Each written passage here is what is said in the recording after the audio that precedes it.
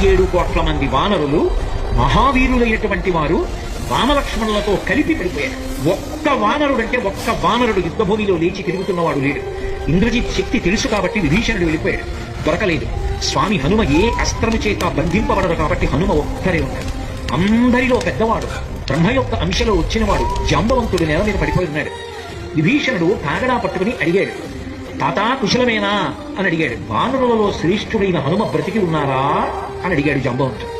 విభీషణుడు అన్నాడు, తాత నువ్వు అడగవలసినది రామలక్ష్మణులు కుశలముగా ఉన్నారా అని అడగాలి. హనుమ కుశలముగా ఉన్నారా అని అడిగారేం తాత అని అడిగారు. మొత్తం వానరులు రామలక్ష్మణులతో కలిసి పడిపోయినా కూడా నష్టం లేదు. హనుమ ఒక్కరు బ్రతికి ఉంటే మళ్ళీ అందరూ బ్రతుకుతారు. అందరూ బ్రతికి ఉన్నా హనుమ ఒక్కరు పడిపోతే బ్రతికి ఉన్న వీళ్ళందరూ పడిపోతారు.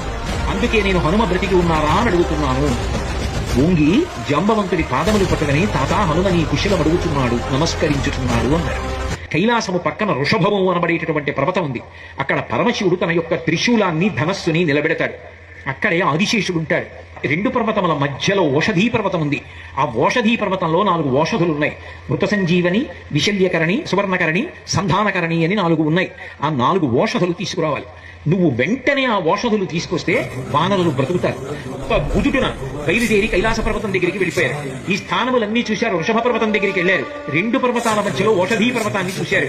ఓషధీ పర్వతం హనుమ వస్తున్నారు, ఓషధుల్ని తీసుకెళ్లిపోతారని కనపడకుండా వాటిని దాచింది. నా స్వామి అయినటువంటి రామచంద్రమూర్తి కార్యానికి పనికి రాకుండా ఓషధుల్ని దాస్తావానని ఆ సంజీవని పర్వతాన్నంతటిని పెళ్లగించి చేత్తో పట్టుకుని ఆకాశ మార్గంలో కించిత్ శ్రమ పడకుండా కాంచనలంక ఉన్నటువంటి దక్షిణ తీరానికి చేరి యుద్ధభూమిలో దింపారు.